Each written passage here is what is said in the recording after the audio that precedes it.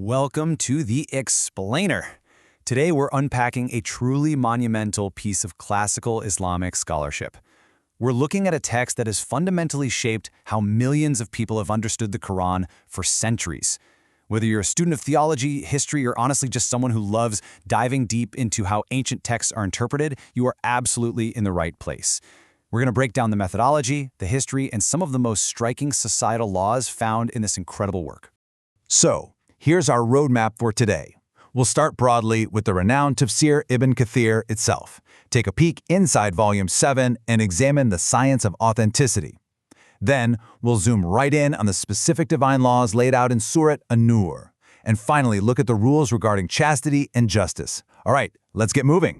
First up, Section 1, the renowned Tafsir Ibn Kathir. Let's establish our source material and understand exactly why this specific commentary holds such incredible weight in the Islamic world. Okay, let's really dive into this. We're exploring the abridged version of Tafsir Ibn Kathir, specifically Volume 7. Now you might be wondering, why does this book matter so much? Well, in the realm of Islamic teachings, correctly understanding the Quran is paramount, and this specific tafsir or commentary is widely renowned and universally accepted across the globe as a premier explanation of the Quran.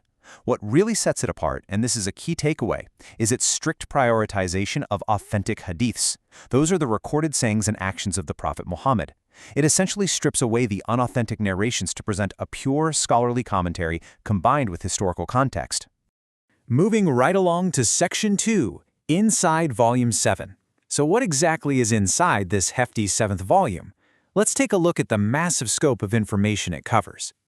The table of contents is just a fantastic illustration of how dynamic this text is. I mean, it doesn't just cover one theme. The contents range incredibly widely. On one hand, you've got these sweeping historical epics, like the detailed narrative of Musa or Moses and Pharaoh, the Pharaoh. But then on the other hand, it pivots to intense, deep theological concepts, detailing the terrors of the day of resurrection. It's like a complete spiritual and historical encyclopedia packed into a single volume, all designed to give the reader a totalizing worldview. Section 3, the science of authenticity. Because before we get to the specific laws within this volume, we really need to understand the academic rigor behind the text. How did Ibn Kathir actually decide what information to include? This is where the methodology gets really fascinating. The text details guidelines on incomplete chains of narration.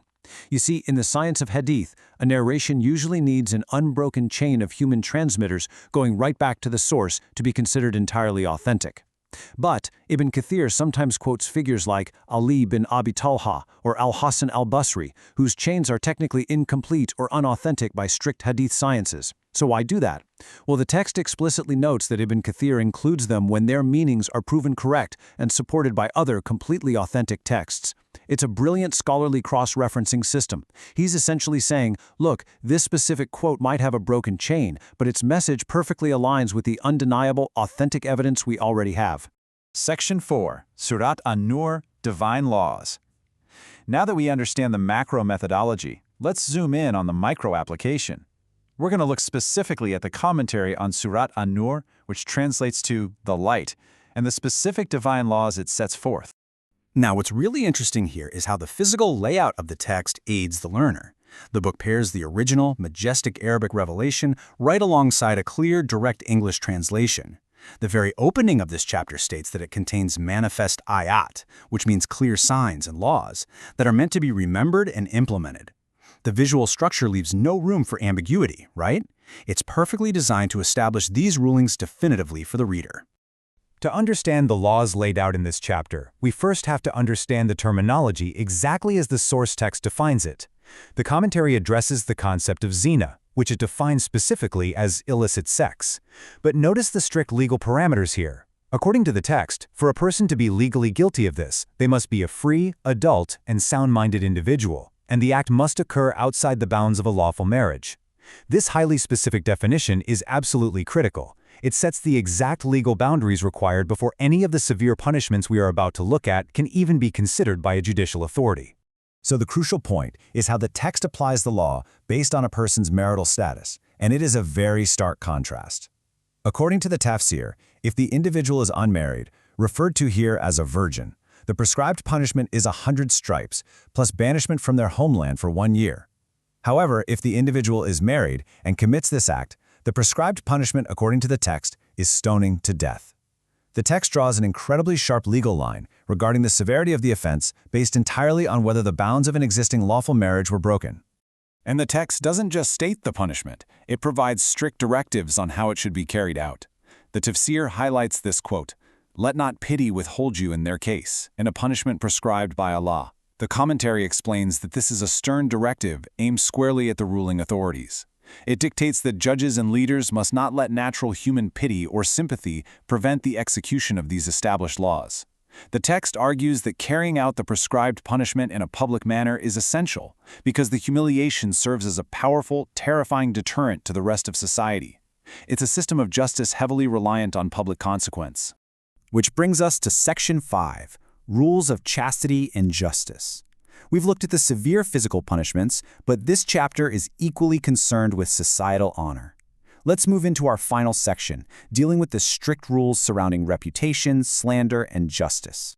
This is a deeply fascinating part of classical Islamic jurisprudence.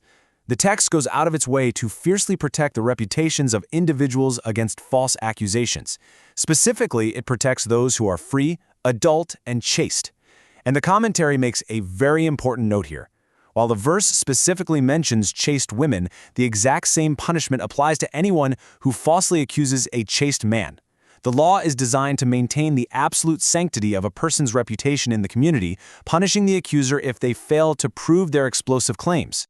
And this brilliantly illustrates the sheer weight of making such an accusation.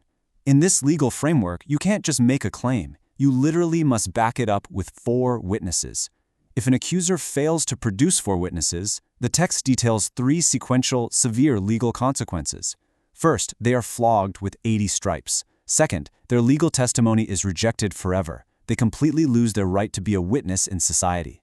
And third, they are permanently labeled as rebellious, marking them as someone of bad character in the sight of the community.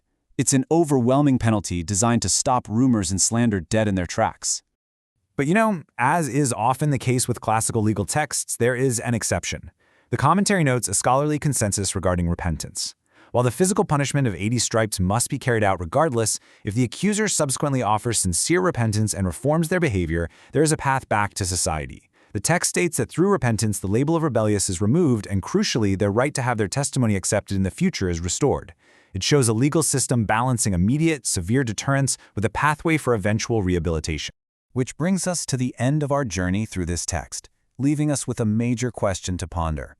How does understanding classical methodology change the way we read ancient societal laws? Today, we didn't just look at punishments. We looked at the incredible linguistic rigor, the cross-referencing of hadiths, and the deep structural logic that a scholar like Ibn Kathir applied to synthesize an entire worldview. By examining the scaffolding behind the text, we gain a much richer, more nuanced understanding of how historical societies sought to balance justice, morality, and divine order.